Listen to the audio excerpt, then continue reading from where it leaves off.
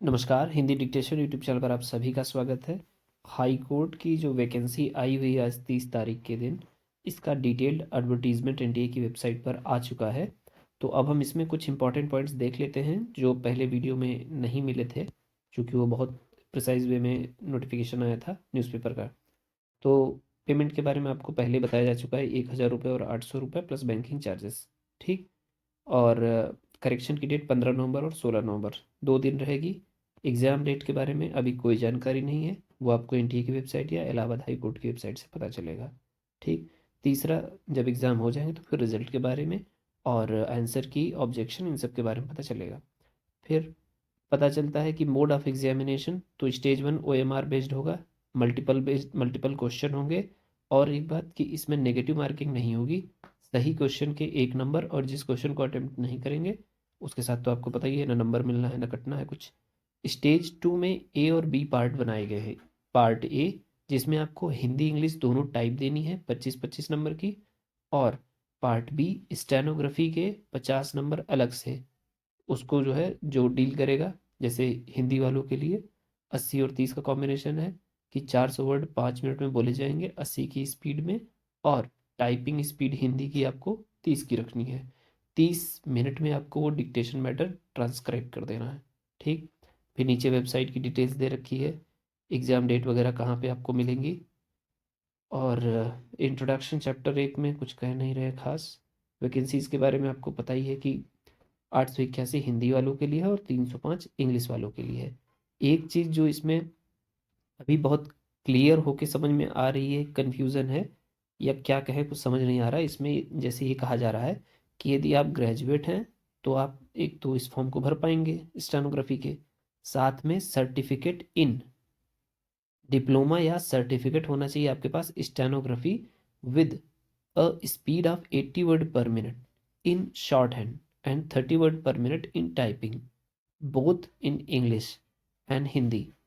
अब क्या करना है कि हिंदी और इंग्लिश की टाइपिंग आपको आनी ही चाहिए, ग्रेजुएशन की डिग्री आपके पास होनी चाहिए, लेकिन डिप्लोमा या सर्टिफिकेट स्टेनोग्राफी का होना चाहिए जिसमें ये बात स्पष्ट रूप से लिखी होनी चाहिए कि आप 80 वर्ड पर मिनट का शॉर्ट हैंड लिख लेते हैं, टाइपिंग स्पीड आपकी 30 वर्ड पर मिनट की है।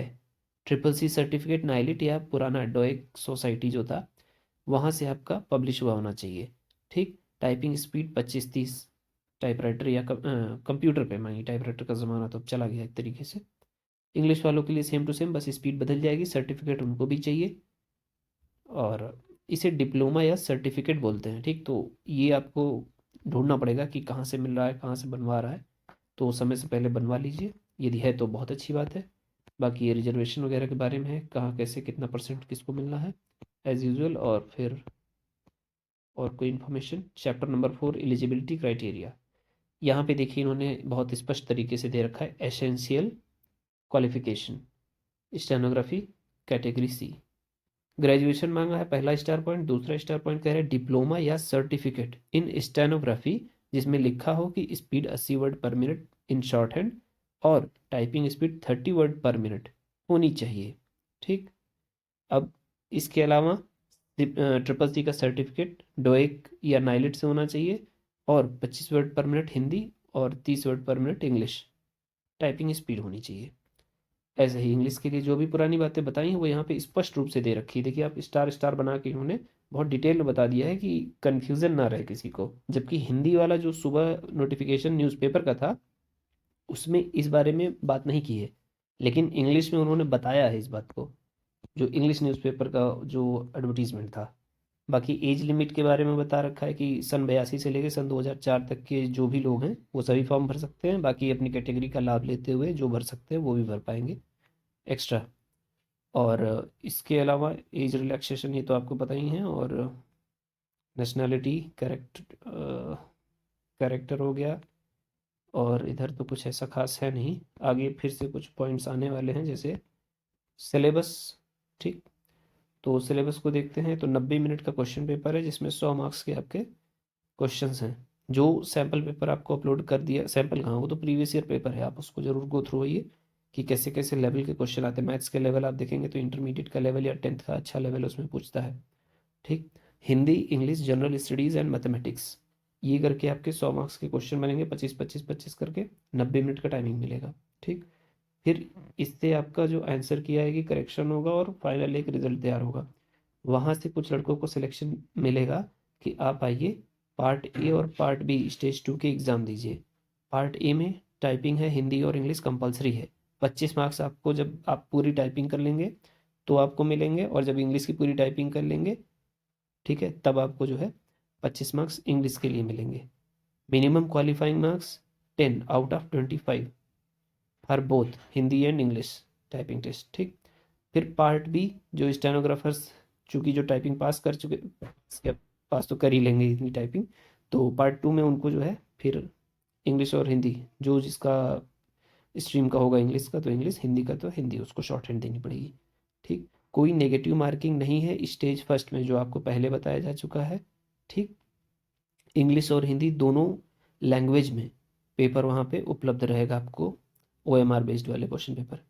ठीक, और इसके अलावा और तो कुछ खास है नहीं। स्टेज 2 पार्ट ए और पार्ट बी से मिल के बना हुआ है और एक ही दिन में कंडक्ट होगा। जब आप स्टेज 1 क्वालिफाई कर जाएंगे, रिजल्ट आएगा, तो फिर आप जिस दिन जाएंगे पार्ट 2 देने, उसी दिन आपको एक बार जो है शॉर्ट हैंड लिखनी पड़ेगी, लेकिन उससे पहले आपको हिंदी इंग्लिश की टाइपिंग पास करनी पड़ेगी। फिर इसके अलावा ऐसा तो कुछ है नहीं खास इधर कंसीडर सिलेक्शन। फिर उसके बाद यहाँ कुछ थोड़ा बहुत इन्होंने बताया कि एग्जामिनेशन, रिटन एग्जामिनेशन स्टेज 1 में कॉमन ऑफलाइन पेपर होना है, OMR बेस्ड 100 क्वेश्चंस का, हाँ। ठीक, फिर पार्ट 2 के लिए बुलाए जाएंगे जो पार्ट ए और पार्ट बी देंगे। ठीक, और इंटरव्यू अब नहीं है, इसको इन्होंने साफ तौर पे यहाँ मेंशन किया है, interview shall not be the part of the selection process. फिर उसके बाद सेपरेट रिजल्ट इंग्लिश और हिंदी स्टेनोग्राफर का प्रिपेयर किया जाएगा, लेकिन फाइनल मेरिट एक साथ लोगों की तैयार की जाएगी। फिर उसके बाद चैप्टर नंबर 6 की बात करें तो मार्किंग स्कीम, तो ये आपको बताया जा चुका है, मल्टीपल चॉइस क्वेश्चन पेपर होना है, एक ऑप्शन आपको चूज करना है, करेक्ट क्वेश्चन का आंसर देने पे 1 नंबर, इनकरेक्ट देने पे आपका कोई नेगेटिव मार्किंग नहीं है। ठीक, और नो मार्क्स अनअटेम्प्टेड या अनआंसर्ड क्वेश्चन के लिए। की चैलेंज के बारे में ये बताया गया है, question drop technique, mistake, errors, ऐसा कुछ खास नहीं यहाँ पे। आंसर की चैलेंज, जब आंसर की आएगी तब उसके बारे में इस बारे में बात की जाएगी। रिजल्ट ये सब अभी दूर की कौड़ी है, अभी इसके बारे में बात नहीं करेंगे। फिर general instructions, high court, honourable court, reserve all rights, हाँ ये तो पता ही है। हाई कोर्ट की वैकेंसी में सारे अधिकार उन्हीं के पास हैं, कहाँ बच के जाएंगे। और फिर क्या आता है नेक्स्ट, हाँ ये हैं सेंटर सिटीज़ कि कहाँ कहाँ एग्जामिनेशन होंगे। तो अपने सभी डिस्ट्रिक्ट से यदि यूपी के देखे जाएँ तो यहाँ 37 डिस्ट्रिक्ट ऐसे चुने गए हैं। ठीक, तो सभी मतलब ठीक ठाक सेंटर सारे जगह मिल जाएंगे उसे हमें, आसपास डिस्ट्रिक्ट्स के, तो इसमें कोई चिंता की बात नहीं है। ठीक, और तो ऐसी कोई इन्फॉर्मेशन नहीं है। लास्ट में सब वही कोर्ट के बारे में कि कोर्ट क्या क्या उसके अधिकार है, क्या क्या NTA के अधिकार है, और अनफेयर मीन्स के बारे में बता दिया है कि जो इस्तेमाल करेगा उसका क्या होगा। और आखिरी में कुछ ये RTI का पूरा नाम क्या है, जो जो शॉर्टकट इस्तेमाल किए हैं उसके बारे में, और फिर ये सैंपल बता दिया है कि आपको रजिस्ट्रेशन किस तरीके से करना है, वेबसाइट पे जाके फॉर्म पूरा कैसे फिल करना है, फ़ोटो वोटो किस साइज़ की होनी चाहिए इसके बारे में है, और सिग्नेचर कैसा होना चाहिए।